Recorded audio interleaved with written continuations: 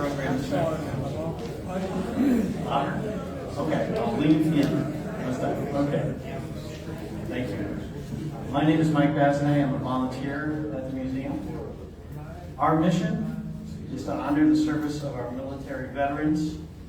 So I'd like to ask any veteran who is here this afternoon to please stand so that we can recognize your service to our country.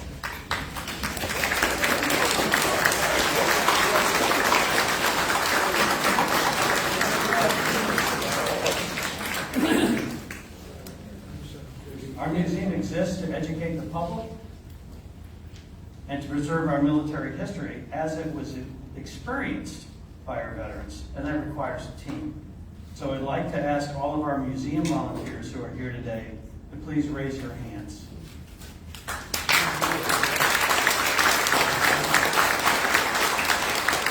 Thank you.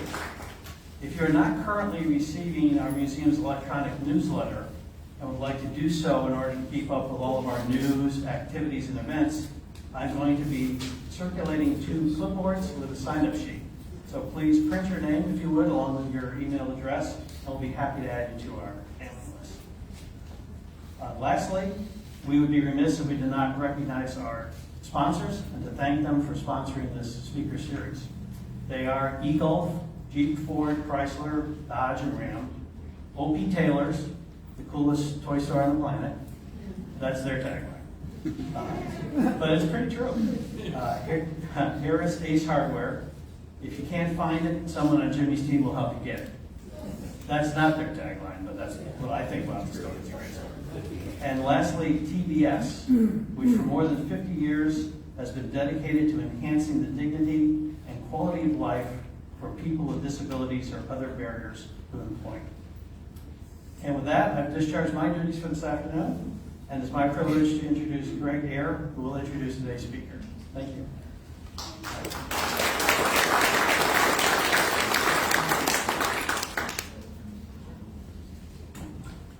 Thank you, Michael. Can everybody hear okay? Great.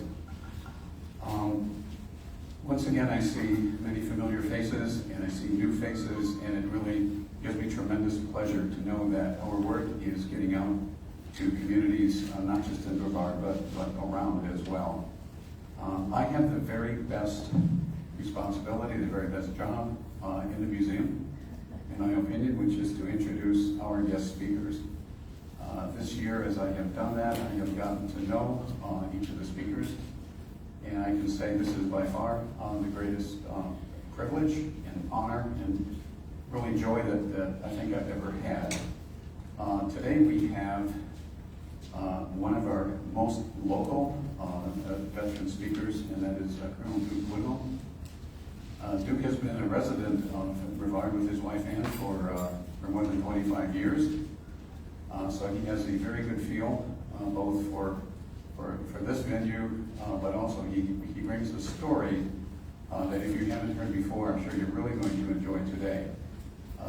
Duke had a military career with the Air Force of 30 years, of which 8 he spent relating to the U-2 in different ways that he's going to explain to you today. So 8 years out of 30 is but a slice of Duke's experience. And that means that there will be other opportunities for Duke to come back and tell you about other aspects of his experience, which he may be reluctant to do because he's a modest person, but an extremely talented one who has served this country incredibly well. I therefore will turn the floor over to him and hope that you will enjoy as much as I have enjoyed getting to know about his experience with the U-2. Now, thank you. Thank you.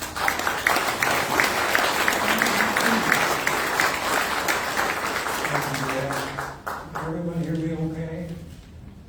Oh, good. Okay. Well, needless to say, I'm really, really happy to be here today, to be a part of the museum program because, you know, the military, how many of you all have actually been over next to the courthouse and actually been in the museum? Oh, good. Because those of you that didn't raise your hand are really missing something. It's a real blessing. It's a real blessing in this community. We've only had it a few years, But I've been to a lot of museums, and it's world class, so I encourage you to go over to it. And when I say that the museum is a blessing, it kind of reminds me the fact that the reality that my life has been just a succession of blessings of every kind possible. Starting with the fact that I had the incredible good fortune to be born an American in this country. And then here I am in Western North Carolina, you can't beat that. And I had 30 years in the Air Force, 6,500 accident-free hours of military flying. That's something to be thankful for. And then last couple of months ago, I had my 88th birthday, and in November, I'll be married 65 years to that charming lady over there. So,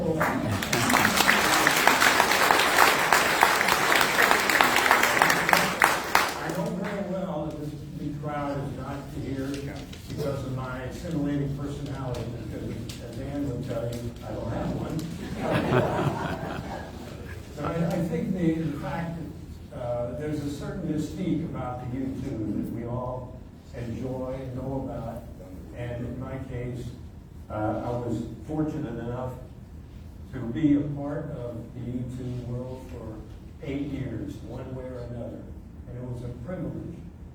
And so, using the educate as the part of our goal with the museum, I want to help educate you a little bit about the U-2, about the people that flew the airplane, and let's not forget the families. For every U-2 pilot that put his life in his hands and got in the U-bird and flew and took chances, and as I'll give you some rather sobering statistics, you'll realize that every time somebody was up flying the airplane, there was a wife or a family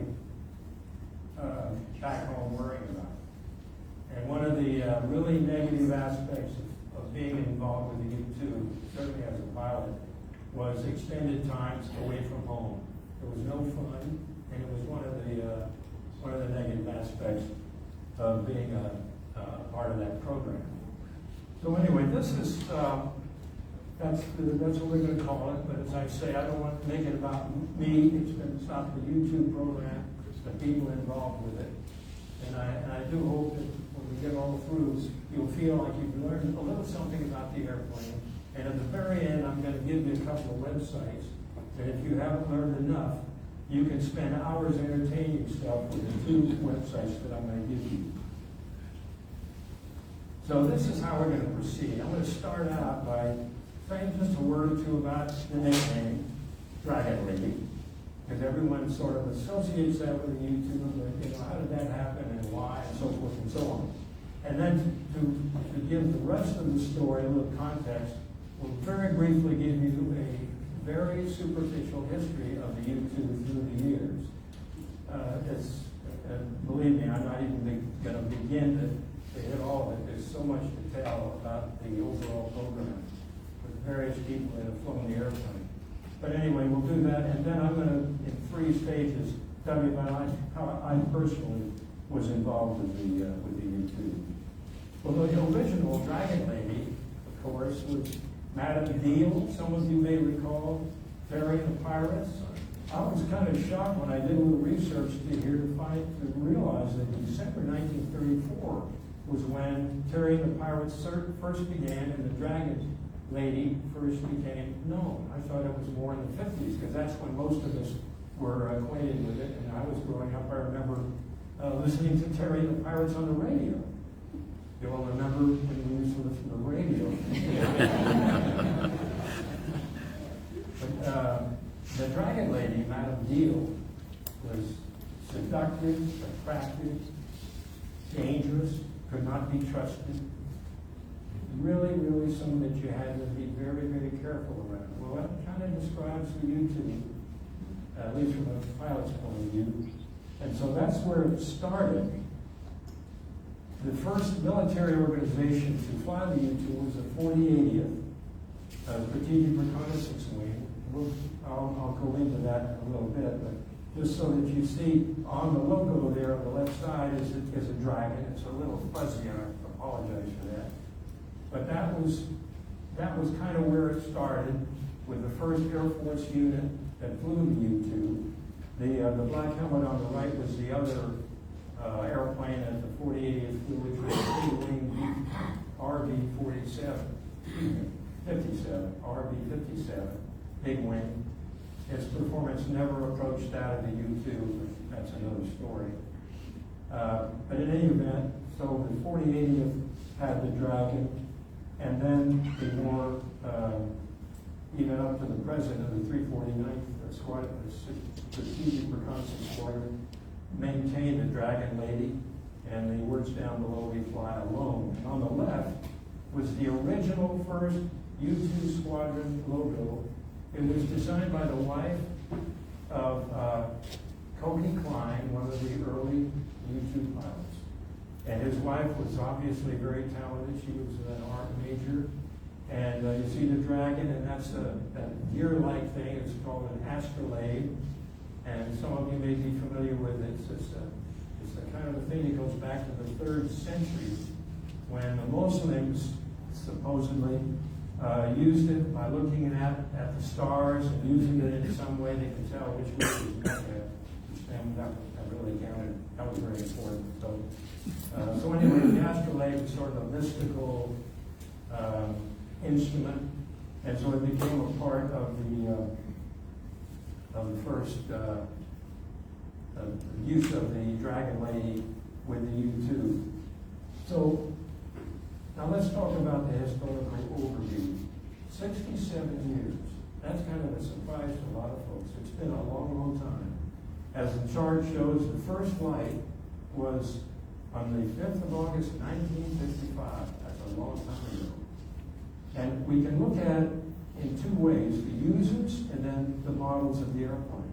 Looking at the users, of course, we all know that it started at the beginning, in the Cold War, generated by a desperate need to find out what the heck is going on behind the Iron Curtain. Now, some of you are so young, when I say Cold War, you don't even know what I'm talking about. But I think most of the folks here know very well about the 3 decades of the Cold War that we went through. The free world was matched against the USSR and the communist world, the communist satellites trying to take over the world. We had a desperate fear about the Soviet Union in those days, and there was a belief that, for example, that the bomber gap was way against us, that the Russians had many more bombers. And we knew they were developing rockets, ICBMs. We didn't know anything about it. So there was a 1953 Department of Defense design requirement to overfly the USSR. And it was, the requirement came down, it was going to be one airplane, there was one pilot, single seat, subsonic, and well, just the things that I showed there. It would take a 3,000-mile range. Well, Kurt Lemay, you may recall the name, he was a hero from B-29, World War II, and he was a very, very senior officer in the early 50s. And he ridiculed the idea, said it was ridiculous. There was a famous episode when they were first talking about this requirement. He got up and got out of the room, said it's absurd, forget it. Well, Lockheed didn't forget it. Kelly Johnson didn't forget it. And so he said, oh, I can put a big wing on that F-104, the Starfighter, and I'll build an airplane that can do all that. Now all those requirements, it's not only building the airplane, but actually in those days, flying that high was something that was completely unknown. And to stay that high for that long, keeping somebody alive and efficient, that was another big challenge. So lots of questions, and yet it was accomplished. And the first flight, as I say, took place in August 55. As we all know, the CIA was the first one to operate the airplane. And in 1960, we also know that they overflew the Soviet Union, and the bomber gap story was pretty well debunked. And we also learned through the CIA flights about the ICBM progress, so it was terrific. However, on the 1st of May, 1960, of course, we all know, Francis Gary Powers, was shot down. He survived. But that sort of brought the end to the Russian overflights by the CIA, but the CIA kept operating the airplane, as you can see on the chart, users. And then there was a period when there was an overlap between CIA and the U.S. Air Force getting started. And we'll go into that a little more. Then down below, the models. The first generation models, obviously, Gary Powers' model was the first one. And it went through a series of models, A, B, C, D, and then there was F, G, well, there was an F and G too, and I'll explain that in a minute. Well, the F was the one that had refueling receptacle. You put a guy in a horribly uncomfortable airplane and you ask him to fly for 8 hours, and now you're going to put an air refueling receptacle so he can fly over. That was not a popular choice. I flew the F model, but I never took fuel, and it was kind of a onesie-twosie, and it was never really employed. The G model had reinforced landing gear, because somebody got the idea, let's fly them off carriers. Well, that was sort of tested, but that was never operationally employed either. But from the G, then H, I, J, K, L, M, N, O, R, P, Q. Those are all just models on paper, because the next one that actually existed was what you see here, the U-2R. In 1967, Lockheed started planning to build a new, completely new, similar but new airplane, and it was finally came to being the U-2R. And then in '94, all of the U-2Rs were re-engined with a new GE engine. And so today, the total fleet of U-2s in the world, operating all around the world, in the Middle East, well, all around the world, are U-2S models.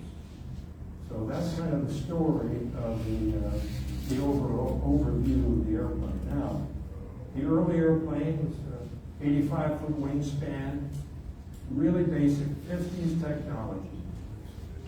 And this particular slide shows one in gray and white markings. Because of, well, I guess you can see it up there pretty well. That marking was used when the airplane was doing something other than something that, like taking pictures where somebody wanted to shoot it down. When it was doing sort of peacetime missions, it had a reasonably peacetime look. In a minute, I'll show you what the airplane looks like today and what it always did when I was flying the airplane. The other airplane, of course, the bigger, larger, completely new airplane, the U-2R. Let's look at a little more detail. A lot of numbers here, and there's no test afterwards, so you don't have to remember all the numbers. But just to see that in general, the wingspan, 80 feet versus 105, is much bigger airplane. Interestingly enough, the power plant for the advanced version of the early version, which was the C, had the J75B13B engine. Well, that same engine is what powered the brand new bigger airplane. So we got a much heavier airplane with the same engine. So I'm here to tell you, since I did fly both, that the newer airplane drove like a truck, and the older airplane drove like a sports car. So, and the airplane today, the S, much bigger and carries a much heavier load, which means it can carry some really impressive sensors that the early version couldn't. And so,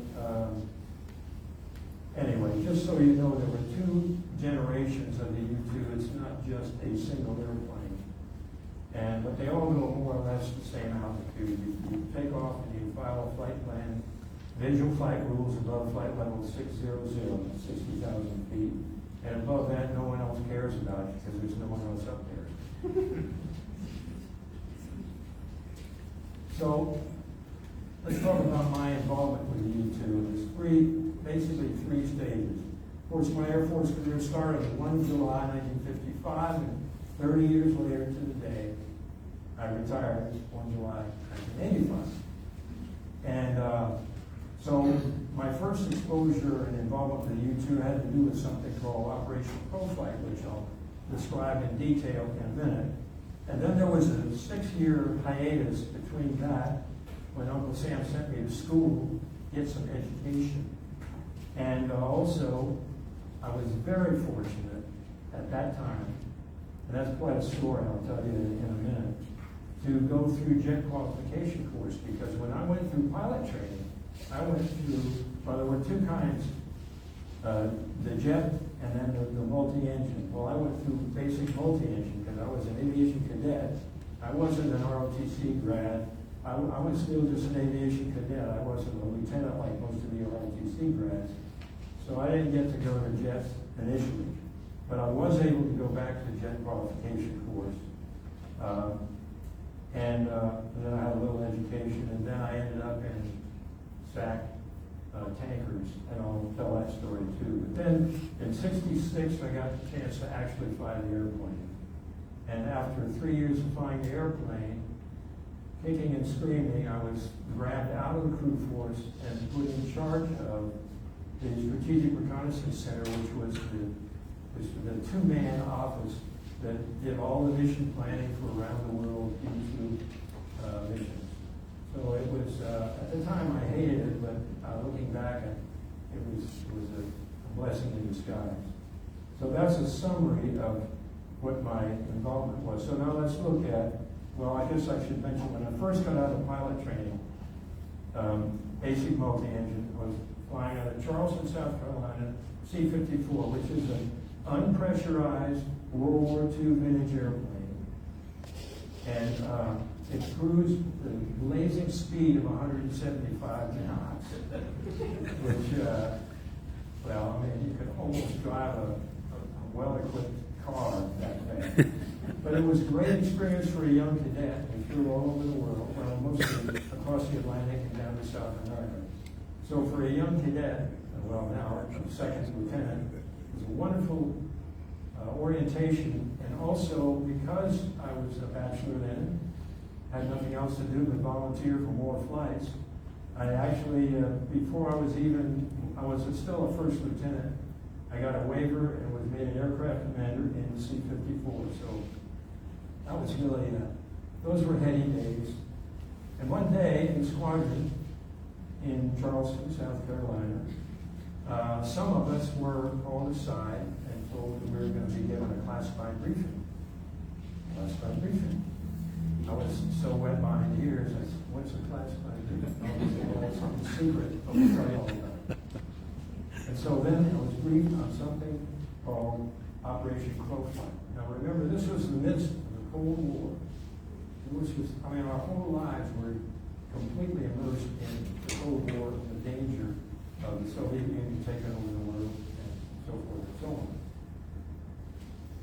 The Operation Crowflight, or the high altitude sampling program, was something that the U-2, one of the first missions of the U-2, rather than taking pictures, which most people associate with the U-2, was sampling the upper atmosphere. Because by taking samples of nuclear debris that had been deposited in the upper atmosphere, well, by the way, it's impossible to detonate a nuclear weapon which generates temperatures equivalent to the sun without having a lot of debris go up into the upper atmosphere and stay there. And it'll go around the globe. And so some bright individual said, wait a minute, we can sample the upper atmosphere. We can learn about what kind of the yield of the Soviet weapons and what's plutonium or what it's made of.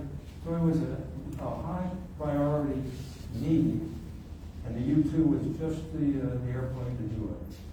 And so there were missions over North and South America, and it was thought that because the airplane was going to be flying over some rather risky terrain, and the airplane was so new and it wasn't that reliable, a rescue squadron was formed to support it. Now that's what the U-2 aerial sampling equipment looked like.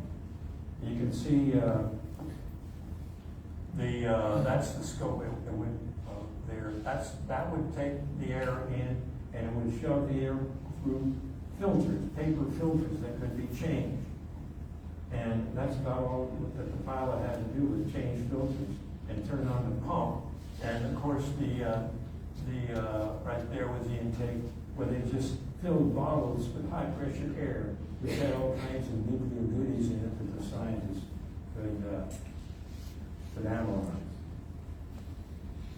There I am with my crew, which was of course a co-pilot, a navigator, and a load master that handled rafts and things of that sort. And we had paramedics because if need be, we could actually deploy paramedics if a pilot went down or had to bail out and ended up in the South Atlantic, freezing waters, dropping rafts, or over the jungle, we could send paramedics to keep them company. And so that's what the SC-54 was all about. Now here is a picture of what the Operation Crow flight missions were.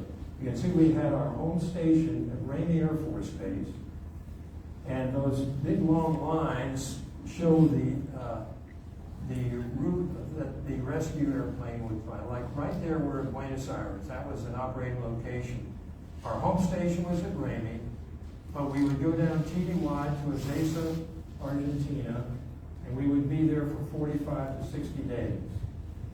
And what would happen is on a couple of days a week, we would go at 4 o'clock in the morning, we'd get up and we'd go out, we'd pre-flight the airplane, we'd take off, and we would head either south, depending on what the mission was for that day. We'd either head south or north, and going cruising along at 175 knots. Took quite a while, like, if you believe, almost 6.5 hours to go that far. And the U-bird, the U-2 would take off about 2 hours after us, and he would fly way beyond us, and then back. The idea was that the entire time that the U-2 was airborne, we were airborne. And so if you had any problems at all, had to bail out or just flamed out or whatever, we were there to rescue him. So for about 2 years, we flew missions like that, and never actually had to deploy any paramedics. Everything went pretty well, smoothly.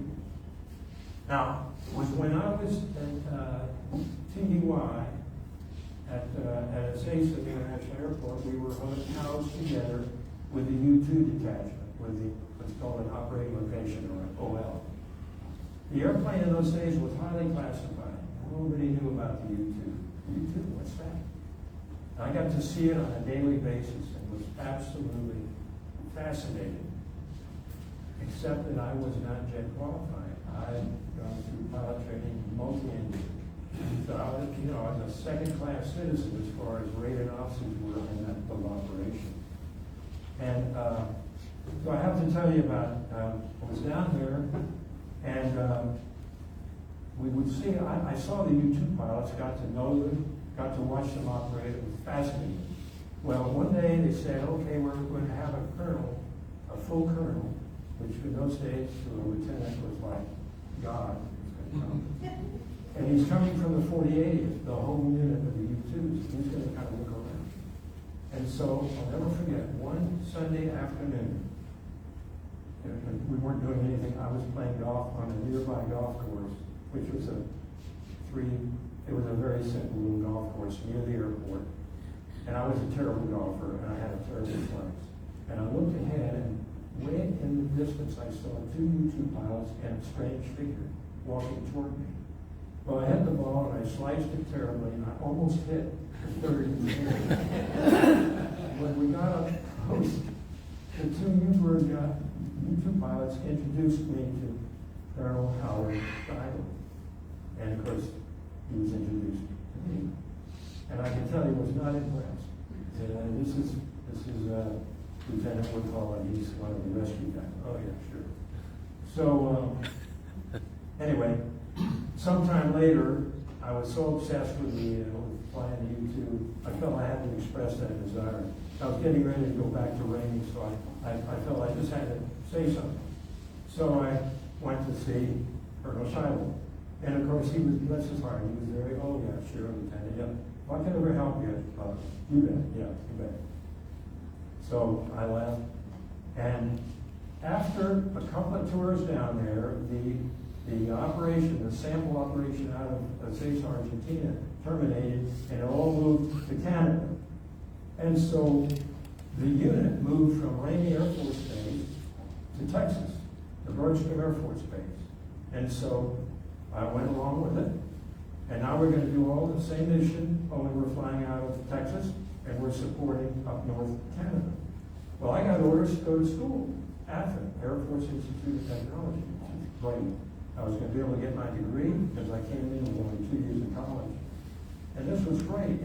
But of all things, during that period of time before the school started, I had a couple of months, 3 or 4 months, and I learned about a jet qualification course just down the road in San Antonio from Austin, where I was stationed.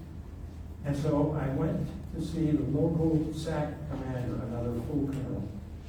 And when I think about it now, it just astonishes me that I had the guts and maybe the stupidity to do it. But I presented myself, and I explained who I was and everything. And I had been exposed to the U-2 down there, and I really wanted to fly the U-2, but I wasn't yet qualified.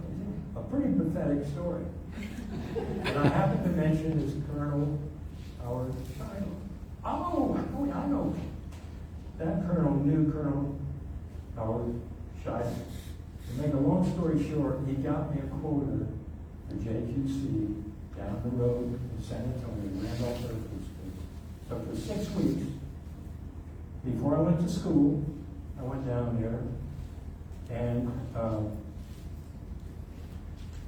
became qualified at the T-33. It was nothing spectacular, but it was the current leading trainer in the Air Force, so I was technically jet qualified. But I was going to school, a 2-year assignment, AFIT assignment, which had a 3-year directed duty assignment attached to it. So I'm looking at 5 years of school and sitting behind a large steel desk. But it was, a compromise. Sometimes you have to accept the good with the bad. And I was going to have a degree, and I had some wonderful experiences. That was great. And so sure enough, I was in school, and I've been there for 8 months, and the Berlin Wall went up. Whoa. All the school assignments were canceled. And guess what? Back to the cockpit. What a blessing. I mentioned earlier about how I've lived a charmed life. Just another example of the communist world. What they did worked in my plans very well because I was out of school, didn't have a degree yet, I did that later. And so I became a jet tanker pilot, SAC. And so that's what I did for 4 years or so, 4 or 5 years. And that was a good experience. I was a tanker pilot during the Cuban Missile Crisis. So I got to see the Cuban Missile Crisis from that perspective. And so, anyway, that explains that little interval. But after I've been doing that for a while and becoming an instructor in the KC-135, one day I became aware of the fact that the Air Force was looking for volunteers to fly the U-2. It was obviously always an all-volunteer force. And I was jet qualified.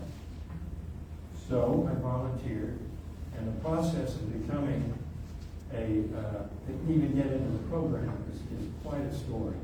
I'm not going to take the time to tell it now, but it was exciting and somewhat grueling, but I was able to be accepted and become a part of the program. Now, many years ago, one of the early U-2 pilots, who became the wing commander, Pat Halloran, was asked, what's it like to fly the U-2? And this, of course, was early on in the program. And his reply is so on target that I figured I would share with you what he said, because I couldn't have put it any better. You wear a horribly claustrophobic pressure suit, and it's not even a real pressure suit, but I'll explain that in a minute. Before takeoff, you sit there and you breathe 100% oxygen for a couple hours. The reason for that is, in the U-2, in those days, the cockpit could only be pressurized down to about 32,000 feet. You're still way up. And that's 32,000 feet. That reduced pressure is where you get the bends. So how are you going to, that was one of the reasons why Curtis Lemay thought this is ridiculous. There's no way. Well, somebody said, hey, wait a minute, if we breathe 100% oxygen for an hour or two, we saturate our blood system with oxygen, the nitrogen is reduces the chances of getting the bends. And it works. That's right. So he was right. And then you squeeze into a very tiny cockpit, and I'm telling you, and you're going to see just how tiny that cockpit was. And besides that, one of the primary requirements was that your sitting height from your butt to the top of your head could not exceed 36.5 inches, because if it did, you wouldn't fit in the airplane. So that was just one of the things. It was a very small cockpit. And then, of course, striving to maintain aircraft control. No airplanes in history had ever flown at the altitude the U-2 was going to fly. And let me just summarize that portion by saying that at altitude, the U-2 was pushing the edges of technology. And we would go to a certain altitude, we'd set the power, and then based on the weight of the airplane, it would tend to level off. And then as time went on, as the airplane got lighter and lighter, it would gradually climb. And you just maintained a certain schedule, a certain indicated airspeed, and that's how you flew the mission. But there was always a period, slightly above 70,000 feet, somewhere in the 72 to 73,000 foot level. As you went through that, it was called the Coffin Corner. And because of the idiosyncrasies of aerodynamics, and I'm not a physicist, so I can't really explain it, but when you were going through that range, you had about 5 to 6, 7 knots. You had to control the indicated airspeed between the low end, which would fall out of the sky and stall, or the upper end, where you'd have transonic flow over the wings, and the airplane would start to vibrate, and you could lose control of the airplane. So you sat there for hours at a time with your eyes, like saucers, watching that airspeed to avoid the Coffin Corner. And then, of course, navigation, when you're that high, and you saw the picture earlier, it's pretty difficult to navigate with precision when you're that high. You can virtually see the curvature of the Earth. So you do it by looking through a scope, a drift meter, and of course you take highly precision photographs, high resolution photographs. You better be precisely where you want to be. So that was the challenge. And then of course you got to operate other systems, turn the cameras on and off, activate recordings, defensive systems, and so forth. And then on top of it all, you always had looking ahead at the end of the mission, 6.5, 7 hours, a very scary, challenging task to land a bloody airplane, because it was not easy to land. Okay. That's what the C model, see it's black, has no markings except just on the tail, red numbers. This particular airplane, 66701, was one that when I was checking out in the program, on my 7th, well, let me back up.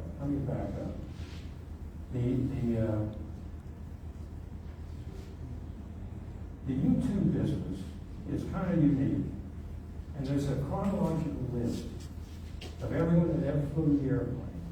It's a confidential list, but there's a list. Today, believe it or not, there are over 1,000 names on that list.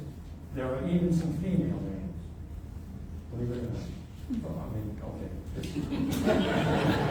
Of course there are some female names. Anyway, there aren't many, but there are a few.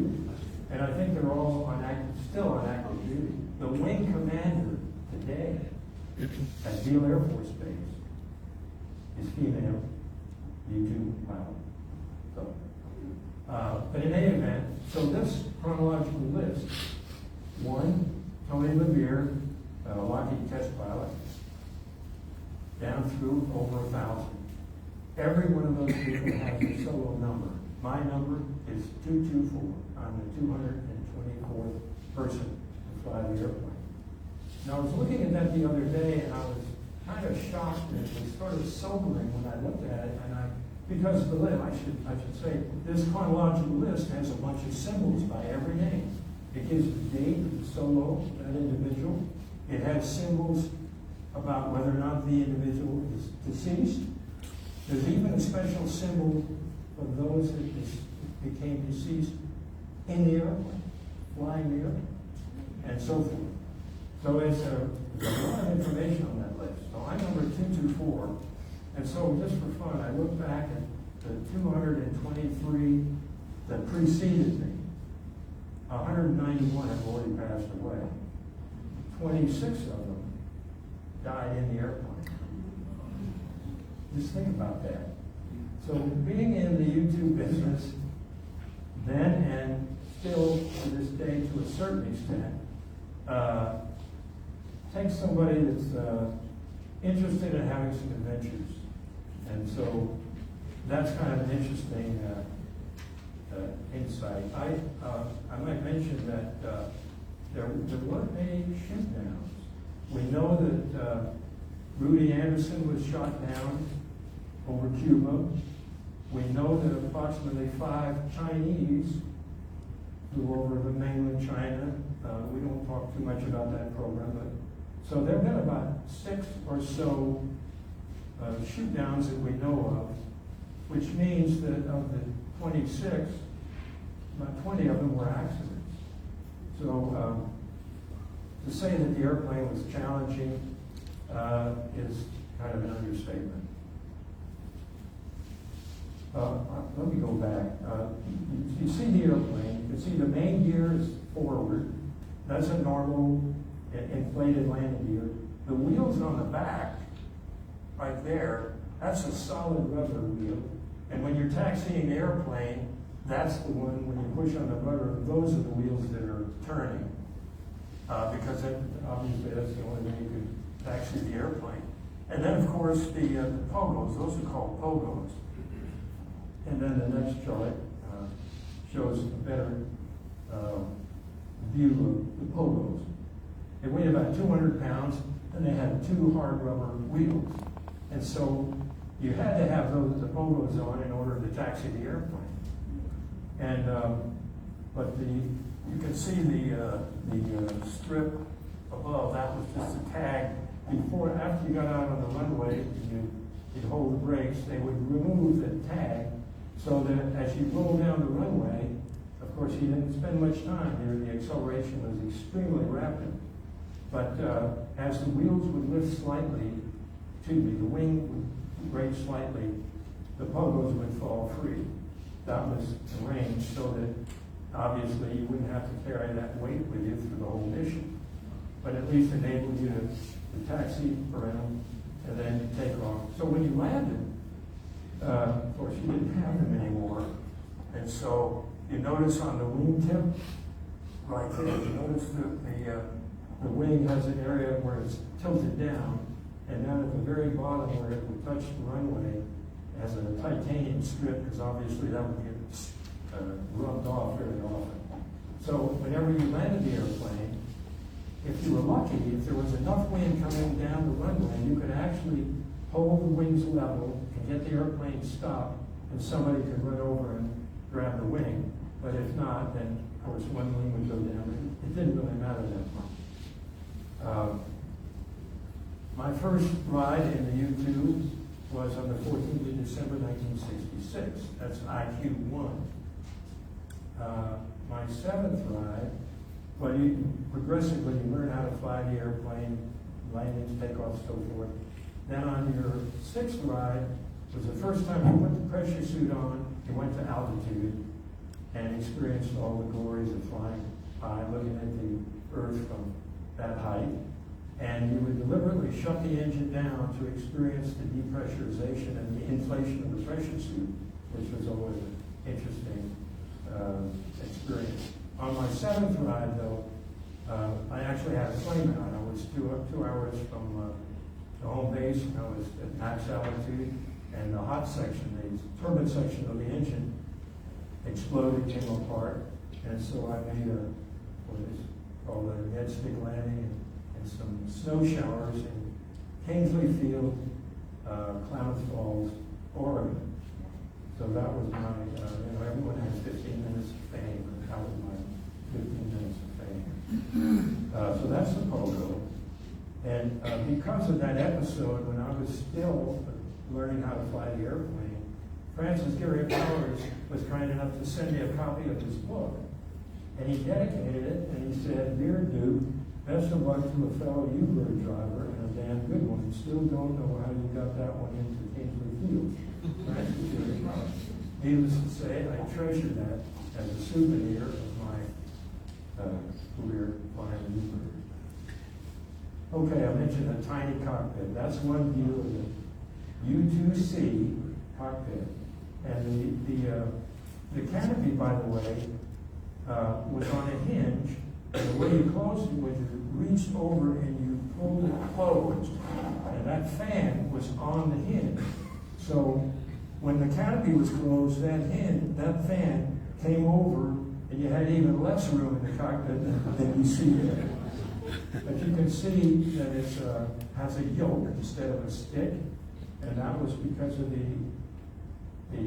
extreme requirements of flying very low and very high altitude. The main problem was maintaining control of the airplane at low altitude. The problem was not high altitude so much, but at low altitude, it took a lot of exaggerated motions to make the airplane respond even a little bit. And that's why the airplane was so difficult to land. Because what you had to do is you had to get down close to the ground and stall it. Because with a big wing like that airplane wanted to fly. You had to stall the airplane, but you had to be close to the ground. But if you didn't do it close to the ground, if a wing went down, that big wing, you would catch a wingtip, and you ended up in a rotating ball of fire. So landing the airplane, you always had help with a mobile control, a vehicle behind you with a U-2 pilot, radioing it and telling you how high you were on the runway to help you. Because, and now let me show you something. Well, you can see how tiny the cockpit is. You feel like you're putting the airplane on, you're not even getting into it. Now, incidentally, I might just mention, in that picture, you see right there, that little glass hemisphere globe, that's an astroglobe. We did celestial navigation in the U-2, and that's what we were looking through, and that we had a view of the system. So you look through, you're either looking down at the ground, or you're looking out through the astroglobe to do celestial navigation, which was always a lot of fun. We didn't use it a lot. We never used it when we were taking pictures, but we used it for long deployments from the States to an overseas location. T6. I was a member of the last class in the U.S. Air Force pilot training to fly the T6 Texan. And of course, there are a few people in this room that have probably flown the T6. And I was the last. And of course, the student usually rode in the front seat, right? And that airplane was notorious for ground looping. It was a little bit challenging, but the landing technique for that airplane was pretty much like landing a U-2. You had to get close to the ground, full stall, boom. Well, toward the end during that course, when we were learning how to fly on instruments, the instructor before takeoff would put us in the back seat, and then we took off. The instructor flew the airplane, took us off, and we covered ourselves with a cloth hood, and we flew under instruments. And he was keeping us safe sitting up front. Well, toward the end of the course, I already knew how to land the airplane very well from the front seat, and I was learning instruments. The instructor said at one point, "Mr. Woodhull, how would you like to land the airplane from the back seat?" Whoa. That was a whole different ball game, because if you look there and just picture the airplane, you're sitting there, what are you going to be able to see when the airplane is in the landing attitude. Nothing. You got nothing but airplane, and you're looking through some curved plexiglass. It was scary, to say the least. Well, that's kind of what landing the U-2C is like. That's what it looks like. You're not seeing anything out front. That's what the cockpit looked like. And so I always felt like the fact that I flew the T6 gave me an advantage, maybe gave me a little confidence that I wasn't going to screw up on landing the U-2C. So I was always thankful for that. I mentioned mobile control. Whenever a U-2 pilot is scheduled for a flight, there are always two pilots scheduled. One to fly the mission, and the second to be mobile, because you needed somebody to accompany you as you taxied out, and then when you came back to land, as I mentioned, helping you know how high you were above the runway to make a safe landing. But also, there was a rather detailed choreography on every mission. You'd show up, we had a special kitchen at home station as well as operating locations. We had a low residue steak and eggs breakfast, coffee, because, you know, if you're looking at 7 or 8 hours, you need to have some nourishment before you. So you always had some breakfast. A flight surgeon was always there to give you an abbreviated flight physical to make sure that you're okay. Any problems at all, the other pilot who had been scheduled would then take over. So there was always a second pilot. But usually you were okay. If you were sick or you had a sore throat or something, you tell them ahead of time. But then the duty of the other pilot was to be the mobile control. He would take all your charts and take them out to the airplane, count the cockpit, get it ready for takeoff, because then you had to suit up, which takes some time, and then you pre-breathe oxygen, just sit around for an hour and a half or so, and then now you're on oxygen, carrying around a bottle, and then they take you in the air-conditioned van out to the airplane. Mobile control says everything's good, you call in the airplane, and then start the engine and mobile escorts you out. So that's kind of the way that the routine, if you will. That's the pressure suit. Now, I say it's not really a pressure suit at all, because all it is a very tight suit with those capstans. You see the funny looking things there and there, those are capstans. And if you lost pressurization in the cabin, or if you flamed out, and you would lose pressurization, the capstans would immediately inflate, which squeezed the suit even tighter, so that the tissue inside your body would be compressed to prevent the nitrogen from coming out of solution. If that didn't happen, then you could immediately end up with the bend. Now, of course, you were breathing 100% oxygen all the time. But the only pressurized portion of this suit was the helmet. And that's why they call it a partial pressure suit. And of course, before I got in the airplane, I put on a regular flying suit over the pressure suit and wore a parachute on the back. And the seat kit that I was sitting in on the airplane had an oxygen system in it. And of course, it was attached to the parachute harness. So if and when I ever bailed out, got out of the seat, I had an oxygen supply with me as I free fell for a minute and a half, 2 or 3 minutes, before I got down to an altitude where I could open the parachute. So there's another picture of the same.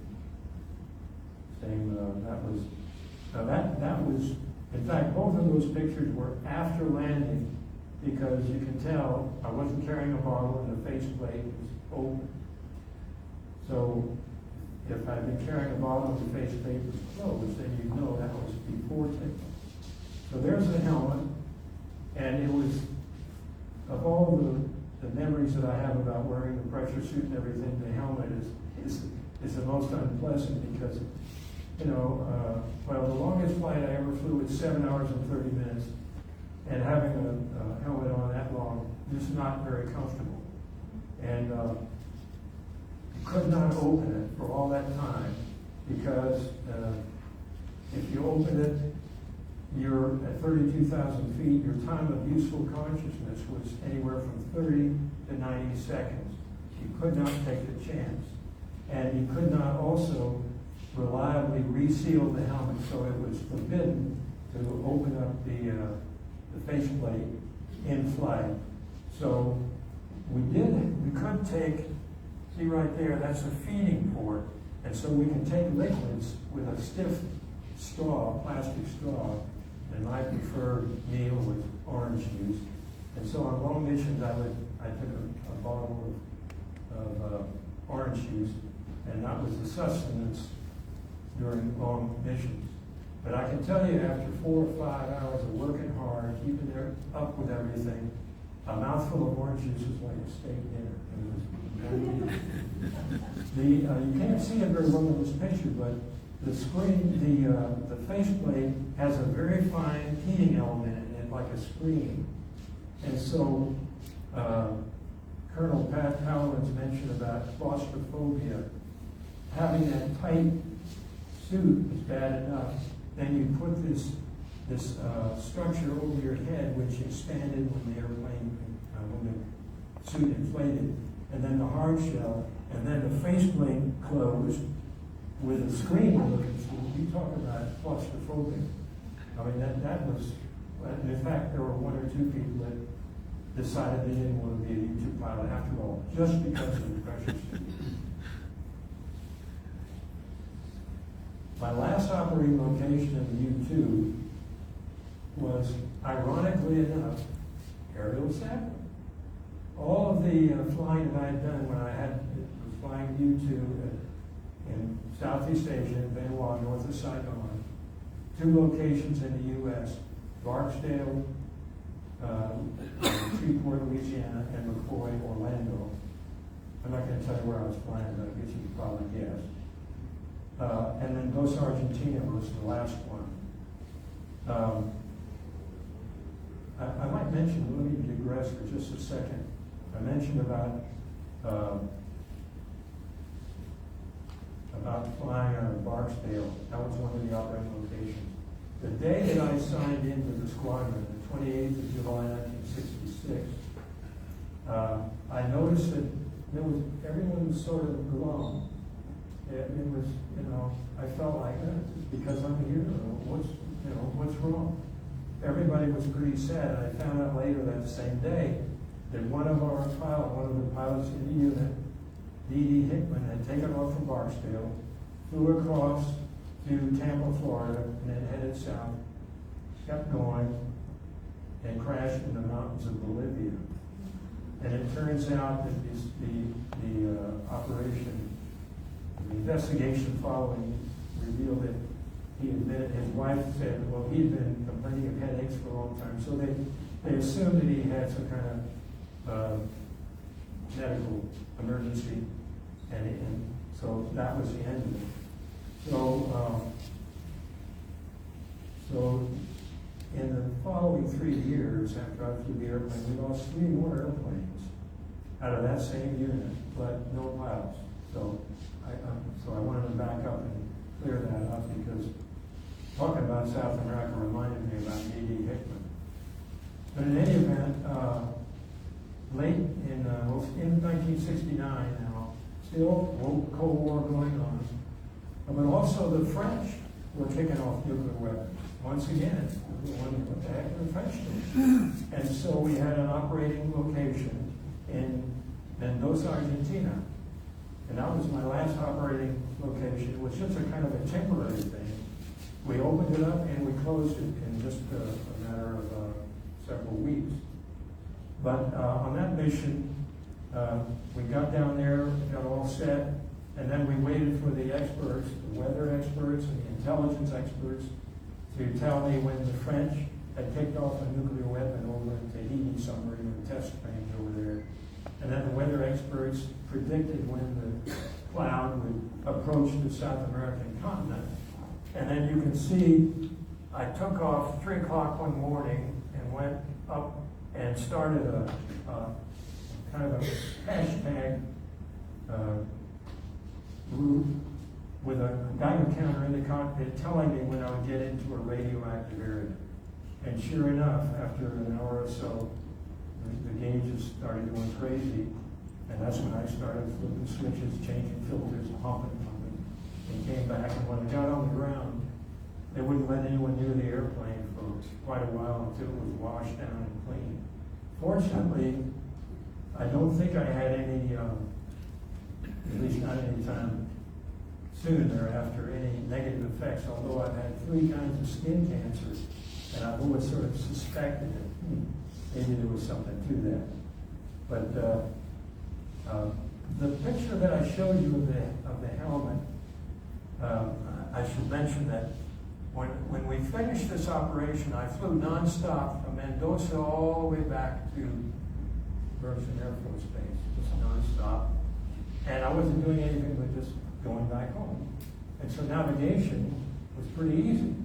South America here, Pacific Ocean there. And so I was so bored on that long flight, I took a selfie, and you've already seen the selfie. Shortly after getting back, we learned about this brand new airplane, the U-2R.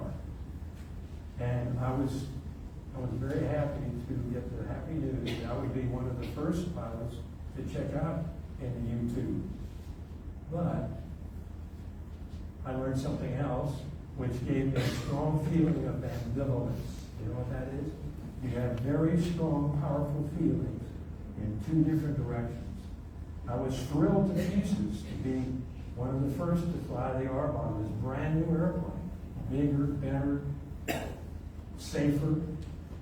But I was also going to be reassigned to be in charge of all the mission planning and everything at the Strategic Reconnaissance Center, which was not good news. At least at the time, I felt like that was not good. Before I get to that, though, of course, the R model used a full pressure suit. Much more comfortable, much more reliable. If you lost pressurization, you just kept the helmet closed and stayed where you were, kept flying. In other words, the previous suit was sort of a get me down, keep you alive suit. This one was much better. And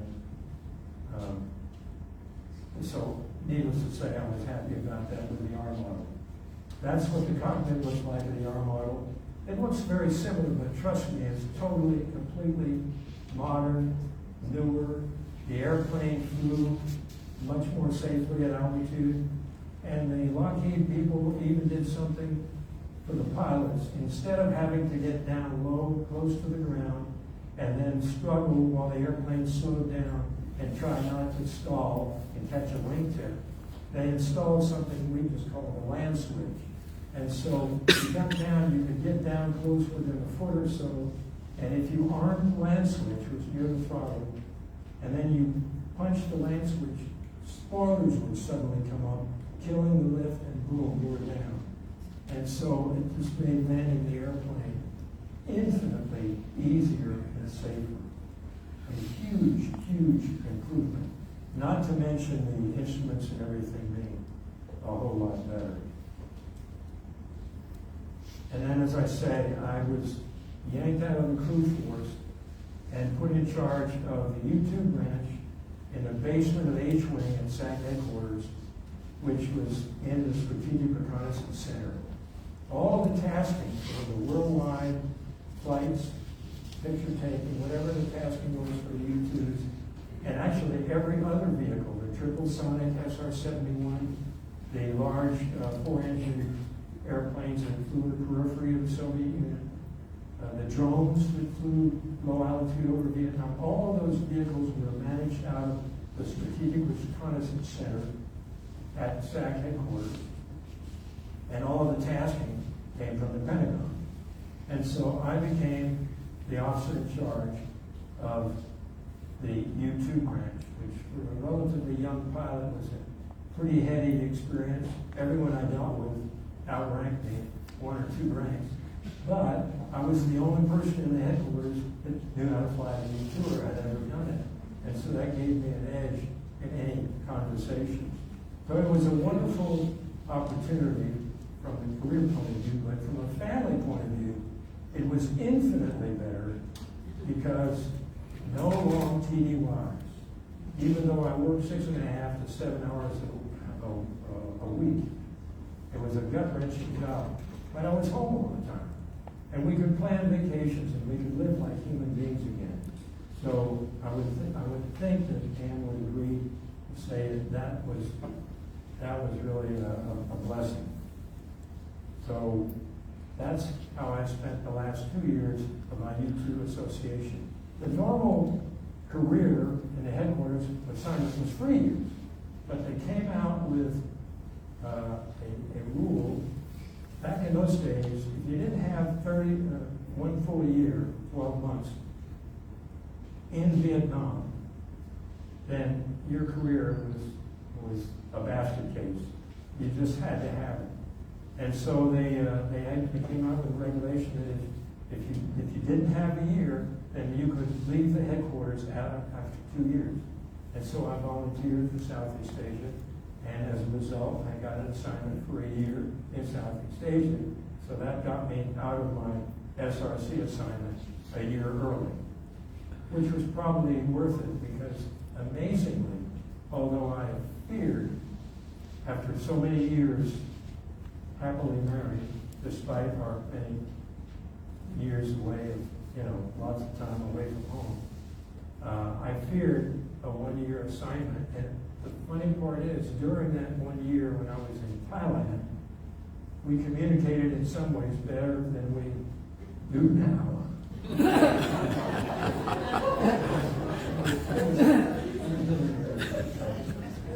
Okay, so in the Air Force Squadron Officer School, which is the lieutenants and captains, they would say, okay, here's how you give a briefing.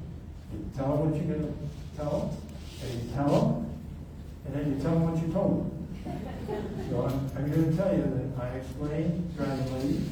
We looked at a brief overview of the U-2, the 2 generations, and then I described in some detail my 3 years of involvement with the U-2.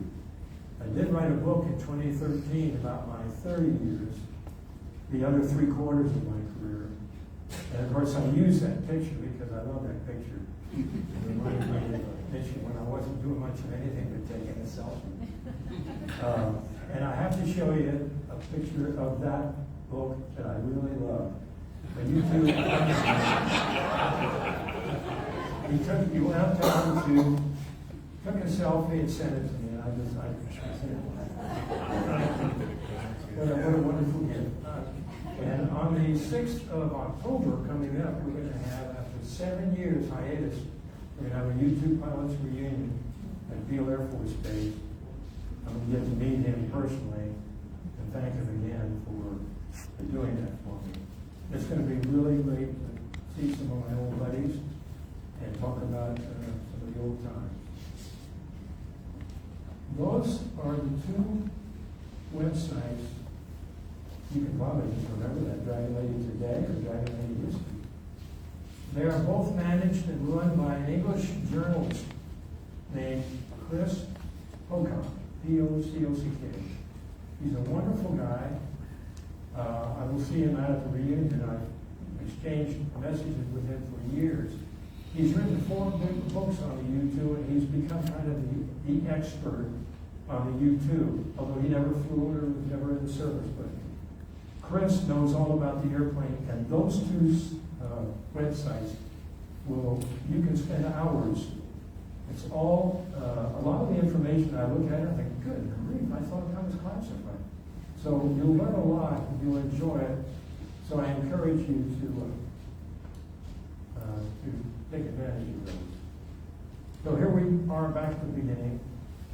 Let me just say again that if you haven't been to the museum, go there. And for those of you that have been there, I hope you're aware of the fact that we're facing a crisis. We are not going to be able to stay in that building next to the courthouse forever. And we haven't figured out yet how we're going to solve that problem. But if you've been there, you know, and if you go, you will learn that is a world-class museum. And I've been to the Smithsonian, I've been to a lot of different museums, I'm telling you. It may not be huge, but it's world class. The things that are there are priceless. If we lose it, if this town loses it, it'll be a horrible loss.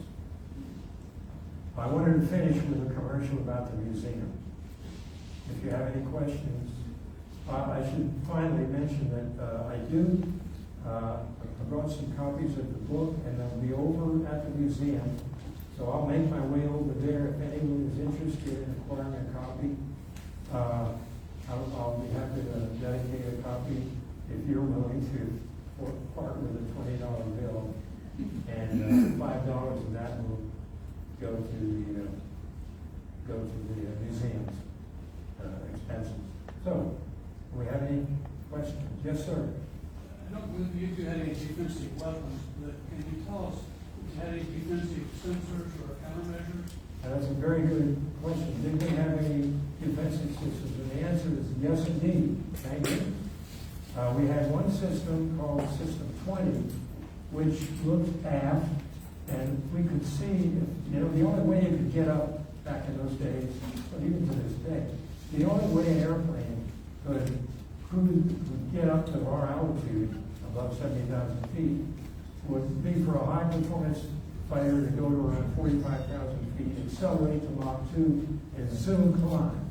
So, if you knew that somebody was an afterburner somewhere behind you, if you had a sensor that would tell you that, then you could easily just make a slight turn, and even if he succeeded in achieving Mach 2 and getting up to your altitude, he had zero capability of turning because he's going Mach 2. He had no turning capability at all. But the U-2 was subsonic, so even with a little bit of bank, you could defeat it.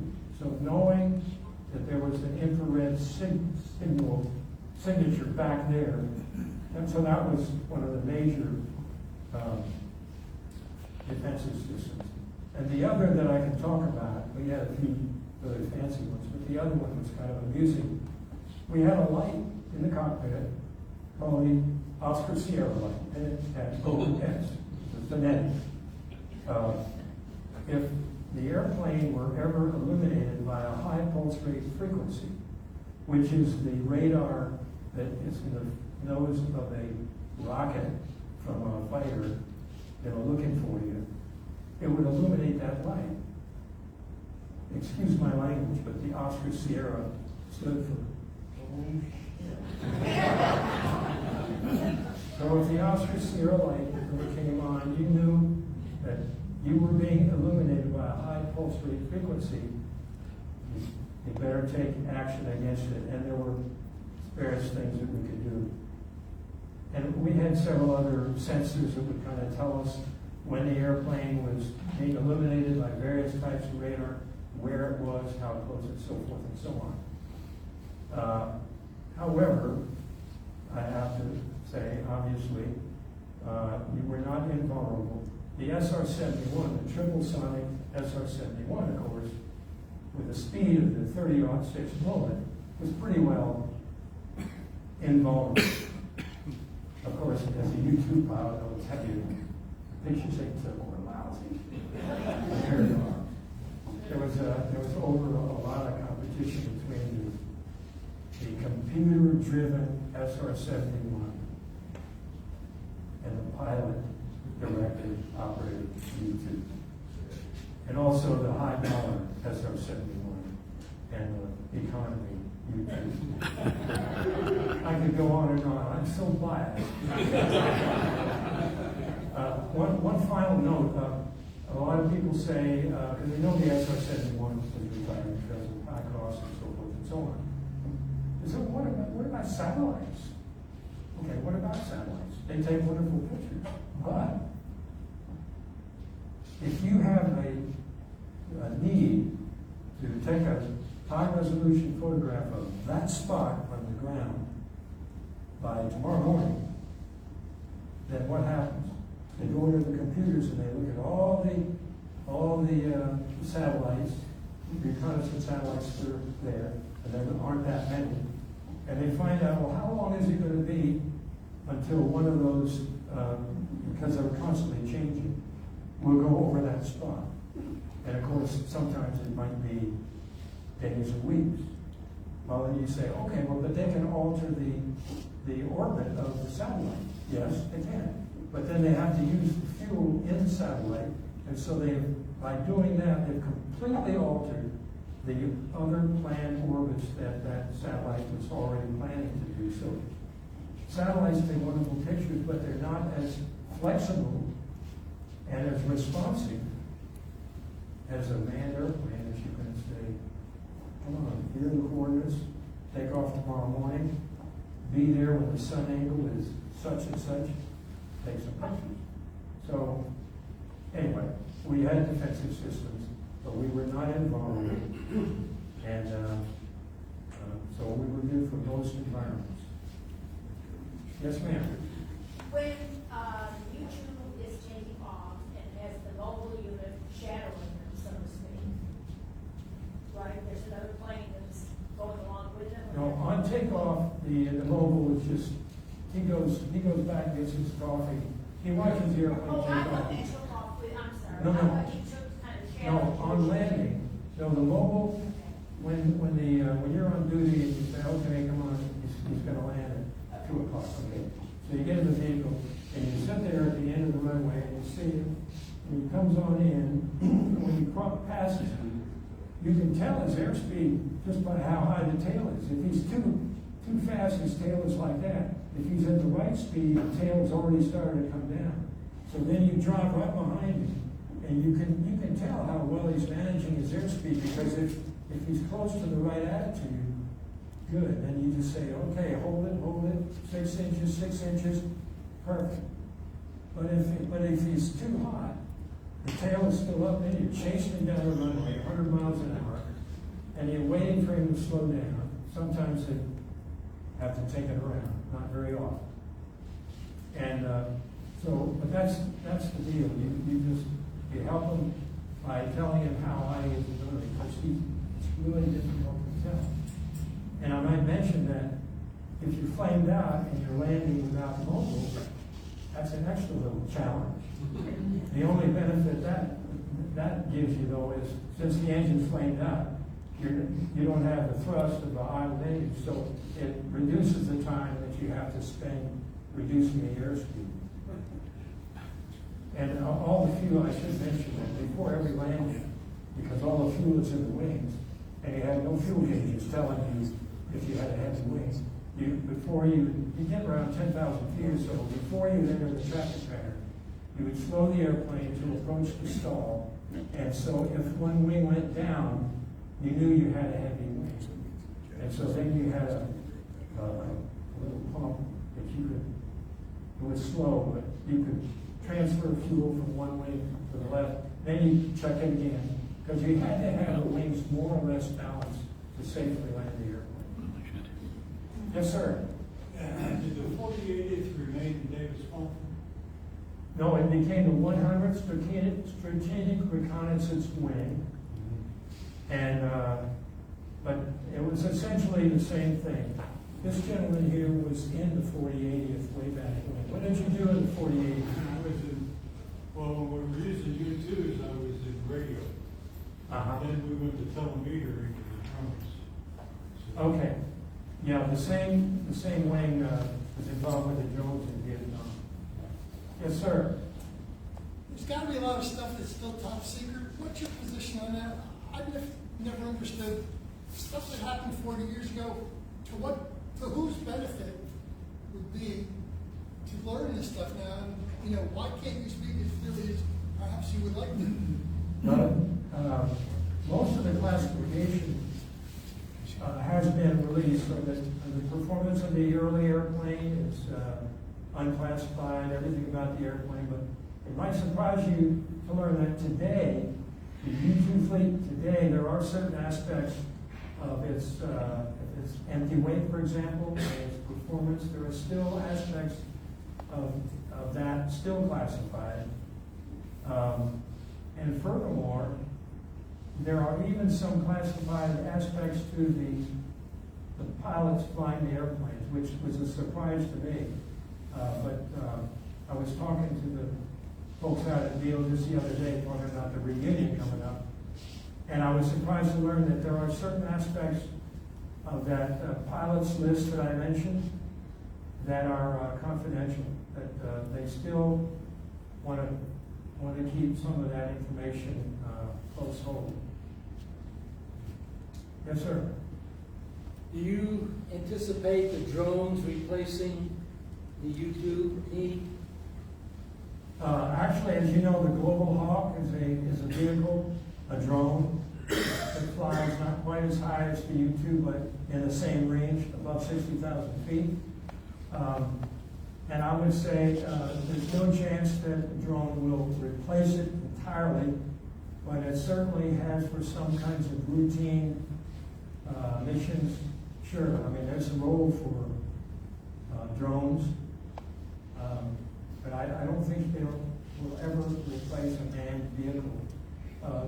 You know, they keep talking about retiring the U-2, but then it never quite seems to happen. And I don't know if it's ever really going to happen. I doubt that we will ever completely get rid of a manned subsonic reconnaissance vehicle. Thank you. Yes, sir. Did the Russians ever develop similar aircraft? Yeah, they developed a twin-engine airplane, somewhat like the RB-57, the Canberra, which we had, called the NATO nickname for it was the Mandrake. You know, Mandrake the magician, to give it a mysterious code name. I don't know anything about its performance, but I doubt very seriously it amounted to very much. And I might mention that, again, I'm showing my bias, but at that last operating location that I mentioned in Mendoza, Argentina, there was an outfit at Kirtland Air Force Base, New Mexico, that was then flying the big wing RB-57s. And they were in Mendoza as well to do aerial sampling. And I had read at Jane's All the World Aircraft, you know, that's the British publication that is the last word in aviation, and also battleships and tanks. The Brits are really good about cataloging subjects. Jane's All the World's Aircraft had an article about the RB-57, and it said achieved 100,000 feet. And I had read that some years ago, so I was really excited to know that they were going to be in the same OL that I was going to be at in Mendoza. So I got down there, and I was shocked to find out that the highest altitude they ever achieved was 62,000 feet, and we were going 10,000 feet higher than that. So, but to answer your question, the Russians had the Mandrake. I know nothing more about it, whether or not it was ever we saw one. All I know is I've seen a drawing, Mandrake, supposedly because it had a big, long, straight wing. So obviously it was, with that name, it was for reconnaissance. Okay, for those of you that have been in the museum, get over there. And I'm going to go over there in just a few minutes, and I have some copies of my book if anyone is interested. The museum will get $5 to profit tonight. Is this still open?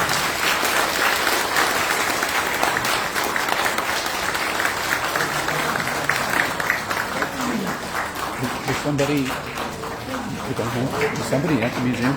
I don't know. Uh-oh. What? So you guys, fun? Nobody's over there to open it. I don't know. Are you going to head over, or is Jim going to go? I don't know who's working today. Well, we better get over there.